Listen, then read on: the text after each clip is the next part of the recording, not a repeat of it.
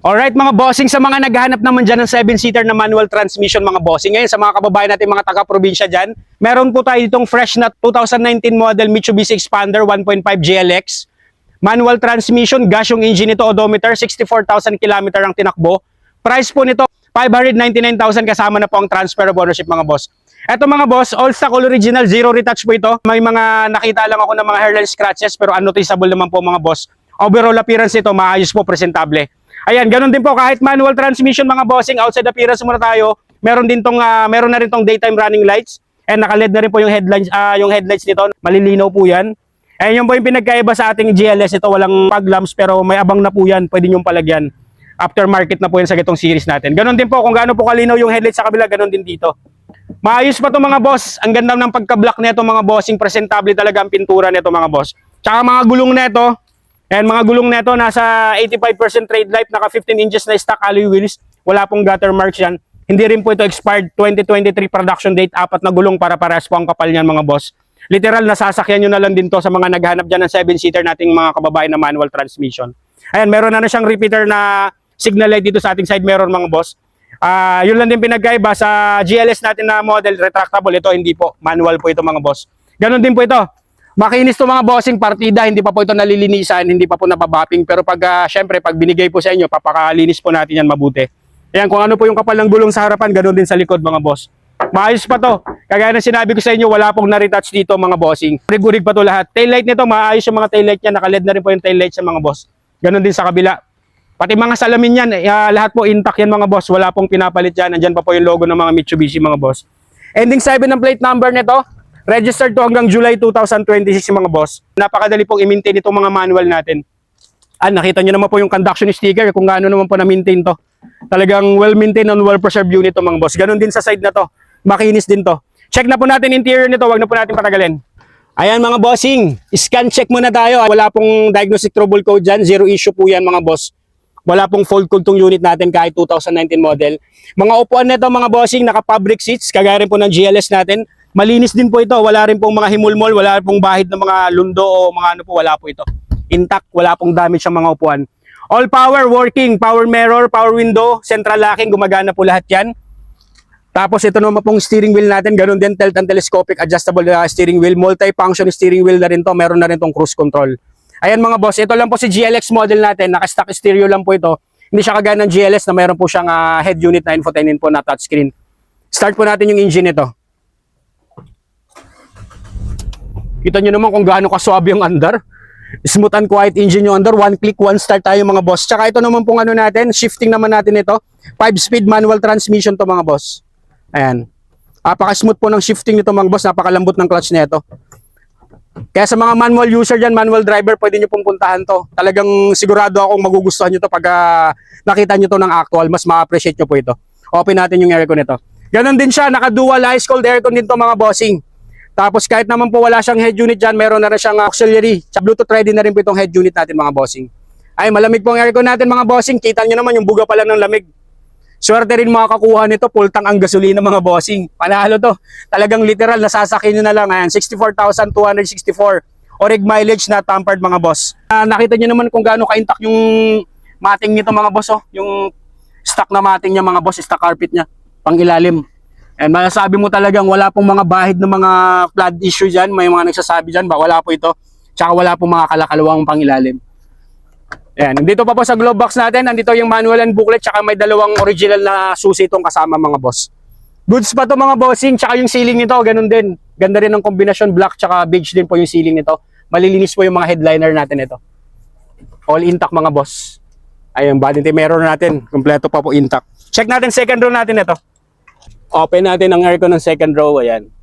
Nakikita nyo naman po agad, buga pa lang ng lamig, bumubuga agad siya ng lamig. Ayan, maayos din ang mga upuan sa second row natin. Urig-urig talaga to, wala pong dinagdag, wala pong binago dito mga boss. Kaya na sabi ko sa inyo kanina, all stock, all original to, malilinis din po yung mga carpet yan mga bossing. Panalo to kung tatakbuhin nyo to sa mga naghanap ng manual dyan mga bossing. Wala rin kayong ano dito, wala rin kayong maipipintas dito mga boss. Ayan, nakita nyo naman, kahit yung mga pang ilalim dyan, nakita nyo mga markings, sa latang hindi pa po talaga nababaklas yan mga boss. Kung gaano naman po kalinis talaga tong unit natin. Mapapawaw ka talaga. Tsaka ito po mga manual natin na itong series, napakadaling i-maintain nito mga bossing. Low maintenance lang to pag mga manual natin. Ayun, yung upuan sa likod, halos hindi rin po naupuan yung third row seats nito. Ayos yung legroom tsaka headroom nito mga bossing. Panalo pa to. Pwede niyo rin pong i-avail to ng financing, naka-promo po ito, naka-low down payment lang to mga bossing. Kaya sa mga nag-inquire dyan sa financing, pwede niyo pong puntahan ng actual to. Ayan, ganun din po ang cargo bay nito mga boss.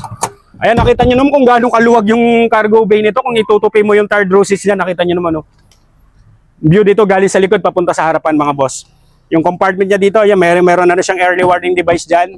Tapos nandito po yung mga tools natin. Jack kompleto, nakita nyo naman kung gaano kalilinis to. 2019 model to mga bossing, dare to compare na lang mga boss. Panalo pa tong unit natin. Maayos pa to. Alam niyo naman pag tayo nagba-vlog, hindi naman tayo nagba-vlog ng hindi talaga maayos ang quality ba. Siyempre ayoko rin po mapahiya sa inyo mga boss. Check natin engine bay nito. Ayan mga bossing, silipin nyo naman yung engine bay nito mga bossing. Kano naman ka-intact, ganun din to. May mga kasa markings pa rin to mga boss. Wala ring oil leakage, wala pong overheat history. No talsik, no usok, no blow by din po ito. Tsaka napakaswabe ng andar ng makina, ang tining po. Wala pong mga kalakalansing, wala pong napaka-smooth talaga ng andar nito. Tapos naka-Motolet Gold battery na rin to. Ito naman pong Mitsubishi Expander natin, ganun din to. Powered by a 1.5 liter gasoline engine that produces 105 horsepower at 141 Nm of torque. Timing chain na po ang gamit nito. At sa mga hindi po nakakaalam, si Expander, timing chain na rin po ang gamit nito.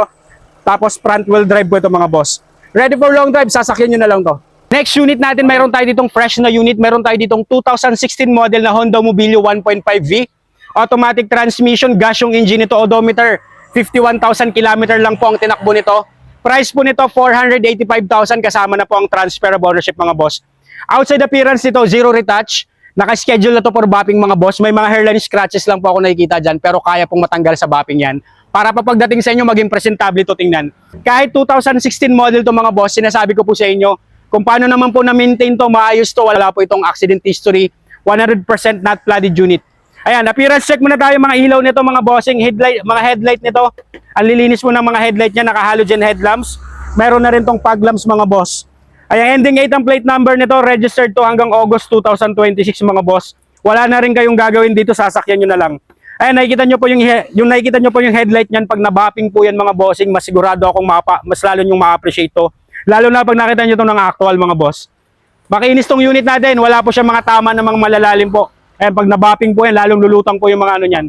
Urig-urig na lahat mga boss, walang binago. Mga gulong neto, nasa 85% trade life, naka 15 inches na stock mugs, stock alloy wheels. So, production date neto, 2022. Hindi rin po expired yung mga gulong natin dito mga boss. Yun po yung pinaka-importante sa lahat pag tayo nagbablog. I-check po natin yung mga gulong, dapat po hindi po expired mga boss. Ayan, ganun din mga salamin yan, maayos yung mga tent nito, maayos po yung mga tent. Maayos po yung mga salamin yan, stock pa po lahat. Tsaka yung bubong yan mga bossing, partida, wala pa pong linis yan, pero wala pong mga faded dyan mga boss. Maayos din po itong naalagaan ng first owner mga bossing. Ayan, ganun din po sa likod. Yung mga taillight niyan, malilinis. Ayan po, V-bar yan. Ganun din to, maayos din tong unit natin mga bossing. Pwede nyo rin pong ipasok to ng financing mga boss. Check po natin yung ano nito, interior nito, wag na nating patagalin mga bossing. Scan check po tayo. Wala rin pong fault code dyan mga boss, wala ring issue to sa scan natin. Ayan, pwede rin po natin i-rescan. Pag nandito na po kayo, i-check po natin ang actual, pwede po natin i-scan ulit mga boss. Tsaka yung mga upuan nito, may mga seat cover. Pero kahit alisin nyo po yung seat cover po nito, ay nakita nyo naman kung gaano kaintak ito sa driver side to mga boss ha. Pero wala pong mga lundo dyan, tugmang-tugma yan sa 51,000 na tinakbo natin. Meron siyang steering wheel cover po mga boss, pero kahit alisin nyo po yung steering wheel cover na yan, and kung gaano kaintak, wala pong mga kupas-kupas dyan, wala pong mga tuklap-tuklap. Intact pa to mga boss. All power and all mechanism, gumagana rin po lahat dito. Mga power window natin, working po lahat. Power mirror, central locking, gumagana po lahat yan mga boss. Ayun mga mating yan, naka-stock pa po lahat mga mating na ito. Na aftermarket, pero kahit alisin nyo po tong mating na yan, nakamobilyo pa po yan, maayos po yan. Malinis din po yan mga boss, kahit hindi pa po ito nalilinis talaga ng maayos kasi bagong dating lang po ito. Hindi ko na po pinalagpas, sinama ko na po sa vlog para makita nyo po kung gaano po ka-fresh yung unit natin. Dashboard, maayos po yung mga dashboard yan mga boss. Ceiling, malinis po yung mga ceiling neto. Ayan, intact po, wala pong mga mancha-mancha po yung ceiling neto mga boss. Start po natin yung engine nito. One click, one start mga bossing. Open natin yung aircon nito. Naka-dual ice cold aircon din po ito mga boss. Stock na yun, stock stereo, wala rin pong binabago dito. Ayan po yung stock natin na 2016 Mobilio. May dalawang RFID, auto sweep tsaka easy trip, kompleto rin po yan. Maayos pa ito mga boss, sa 2016 model, nakita nyo naman 10 years na po yung unit natin, pero nakita nyo naman kung gaano po ka-presentable at ka-intact. Lalong-lalo na po, kagaya ng sinabi ko sa inyo kanina, pag nabapping pa po ito. Ayan, ang lakas po ng buga ng lamig ng aircon nito. Naikot ko na ito mga boss, mga pang-ilalim nito, solid yung under chassis, wala naman po itong mga unwanted noise, walang kalampag po, maayos pong pang-ilalim na ito mga bossing.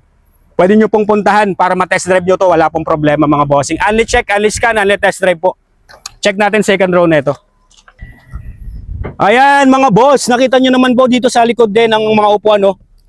Tutuklapin po natin yan para makita nyo po kung gaano ka-intact ang mga upuan. Yan, no? Wala pong damage din, wala pong mga punit-punit yan mga bossing. Lalo nyo pang ma-appreciate to pag nalinis pa po natin to mga boss, pag napa-detail natin to mga bossing. Sigurado akong magugustuhan nyo to. Kagaya rin po ang loob nito ng BRB, wala pong pinagkaiba mga boss. Halos hindi rin po naupuan yung third rito, nakita nyo naman yung mga upuan, no? Ang linis ng mga upuan, wala pong mga punit din, wala ding damage. Ganun din, mayroon na siyang cup-holder na dalawa dito. Tapos maayos din ang ceiling. Intact pa to sa 2016 model mga boss. Pwede nyo pong puntahan, dare to compare na lang po. Check natin ang cargo bay nito. Ang luwag nitong Mobilio mga boss, kagaya rin po na Honda BRB natin, walang pinagkaiba. Mga upuan nito, ganun na ganun din po yung design nito, wala pong pinagkaiba sa BRB. Talagang series lang talaga nilang nagkaiba. Ayan. Ganun din dito sa trunk cargo bay natin, maluwag din po ang ilalagay. Marami rin kayong may ilalagay pag nakatupi yung third row nito. Kompleto rin ng tools.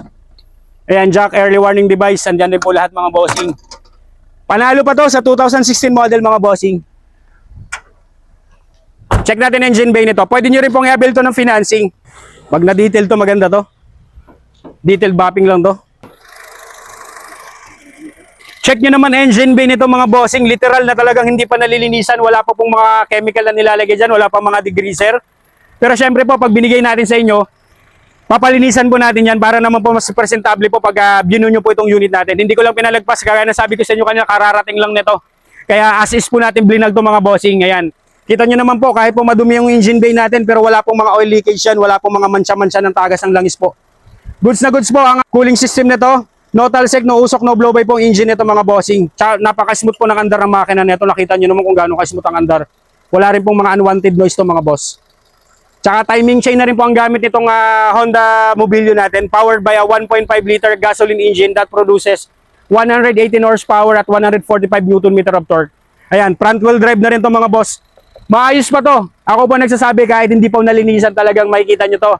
Ganyan nyo po nakita ngayon pero pagka na-view nyo po itong unit, pag nabapping na po, na-detailed na po lahat yan, sigurado akong ma-appreciate nyo to. Pero kahit ganyan po yung status niyan, ready for long drive na po yan, sasakyan nyo na lang yan. Kaya sa mga kababayan natin naghanap ng maayos na second-hand cars, check nyo itong mga vlog natin, JCat Seal Vlogs, legit tayo 100%. Ayan, see you pa sa next upload mga boss. Ingat pong lahat. God bless.